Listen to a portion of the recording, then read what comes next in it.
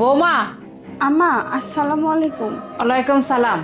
আজ থেকে এই সংসারটা তোমার, তুমি এই সংসারটা ধরে রেখো, ঠিক আছে? আমি আমার ছেলেকে গিয়ে পাঠিয়ে দিচ্ছি। আমি আসিবা। আসসালামু আলাইকুম। ওয়ালাইকুম আসসালাম। দেখি আমার বউয়ের মুখটা।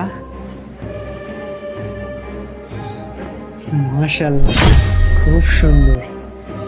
আচ্ছা, তোমাকে আমি কিছু কথা বলি, হ্যাঁ? কিছু মনে করো না। এই সংসারটা আজকে থেকে তোমার। আর আমার মা, উনি কিন্তু অনেক রাগী মানুষ, আবার অনেক নরম। তুমি যদি তার সাথে ভালো ব্যবহার করো, তোমাকে কিন্তু একদম নিজের মেয়ের মতো দেখবে। আর হ্যাঁ, কখনো ভুলেও যেন মার সাথে কোনো উচ্চস্বরে কথা বলবে না, ঠিক আছে? আর সকালে কিন্তু ঘুম থেকে উঠে সংসারের কাজগুলো সেরে ফেলবে।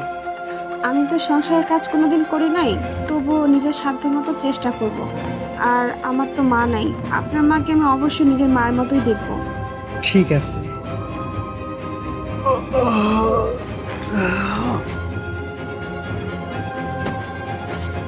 এই এই প্রিয়া, এই ওঠো। কি কি হয়েছে? আরে কত বাজে, হ্যাঁ? একদম ভোর হয়ে গেছে। আরে তো তুমি এখনো ঘুমাচ্ছ? মা আজকে আস্থা রাখবে না কিন্তু। যাও যাও, কাজগুলো করো। আসলে আমার তো এত সকালে ঘুম থেকে ওঠার অভ্যাস নেই, আর কাজও তো আমি অতটা পারি না। আচ্ছা ঠিক আছে, তাও আমি যাচ্ছি, সমস্যা নেই। আরে যাও, মার সাথে কাজগুলো করো। আচ্ছা। যাও যাও। আম্মা, আসলে আমার তো এত সকালে ঘুম থেকে ওঠার অভ্যাস নাই, আর কাজকর্ম কিছু পারি না। তারপর আসছি, বলেন কি কি করতে হবে করে দিচ্ছি। আর এই যে স্বর্ণগহনাগুলো এখানে থাকলো। আরে বৌমা, তুমি এটা খুলতেছো কেন? আচ্ছা আগে তুমি বসো। তুমি কি বললা যে তুমি কাজ করবে? তুমি কি কাজের মেয়ে? আমি কি কাজের মেয়ে নিয়ে আসছি নাকি? আমি আমার ছেলের বউ করে নিয়ে আসছি তোমাকে। তুমি আমার ছেলের বউ। আমার ছেলের বউ মানে তুমি আমার মেয়ে। আজ থেকে তুমি মেয়ের মতো থাকবে। আর 6 মাস আগে কোনো কাজের কথাই বলবে না। আর এটা কেন বলছো? কেমন লাগে? নতুন বউ, এগুলো পরে থাকবা, ঠিক আছে? দেখো তো কত সুন্দর লাগতেছে। আর এটা কখনোই করবা না, ঠিক আছে? মা, এটা আপনি কি করতেছেন? সব স্বর্ণগহনা আমাকে পরাই দিচ্ছেন। আমি তো শুনছিলাম যে কোনো বাড়িতে বিয়ে হয়ে আসলে নতুন বউকে সকালে উঠেই কাজ করতে হয়, আর তার সমস্ত স্বর্ণগহনা তার শাশুড়ির কাছে দিয়ে দিতে হয়। আসলে মা, সত্যি কথা বলতে কি, আমি সত্যিই কোনো কাজ পারি না, আর কোনো কাজ করিও নি বাড়িতে। আপনি না আমাকে কাজ শিখাই দিন, আমি করতে পারবো। আর আপনি এত ভালোবাসতেছেন আমাকে। হ্যাঁ বৌমা, তুমি ঠিকই বলেছ। আগেকার দিনে এরকমই যুগ ছিল। আমার শাশুড়ি তো আমাকে বউ করে নিয়ে আসছে, কিন্তু কখনো বউ হিসেবে দেখেনি, কাজের মেয়ের মতোই দেখছে। সংসারের সমস্ত কাজ পরের দিন থেকে করতে হয়েছে। আমাকে শুধু কাজ না, অনেক নির্যাতনও করছে। তারপর সব সহ্য করছি। যাই হোক, ওইটা আগের কথা। কিন্তু আমি কিভাবে আমার ছেলে বউকে আমি কাজের মহিলা হিসেবে রাখবো? যুগ তো পাল্টে গেছে, বুঝছো না? আমি এই তোমাকে বৌমা না, আমার নিজের মেয়ের মতো করে রাখবো। আমি, তুমি যেমন বাপের বাড়ির রাজকন্যা ছিলে, ঠিক ওরকম রাজকন্যার মতো থাকবা। তোমার কোনো কাজ করতে হবে না, তবে মাঝে মধ্যে 2-1টা কাজ করবে, করতে করতে না শিখে যাবে। সত্যি মা, আমি আপনার কথায় অনেক খুশি। আর আমার তো মা নাই, আজকে থেকে আপনি আমার মা।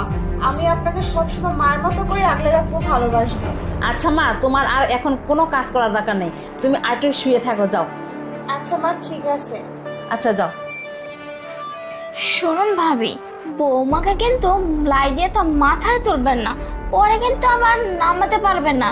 এখন যারা শিখাবেন তাই কিন্তু শিখবে, তাই আগেই বলতেছি, এত মাথায় তুলবেন না, পরে কিন্তু ফস্তাতে হবে। শান্তা, আমার ফ্যামিলি বিষয়ে তোমাকে নাক গলাতে হবে না।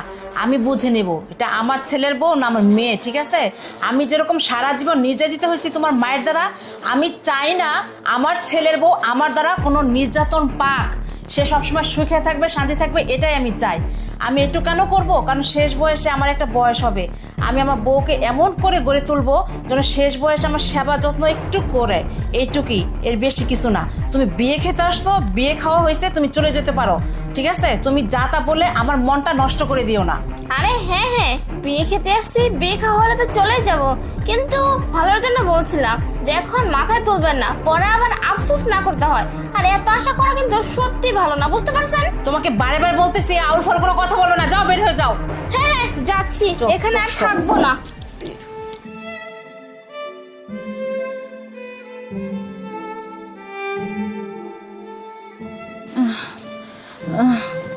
বৌমা, আমার সময় শেষ।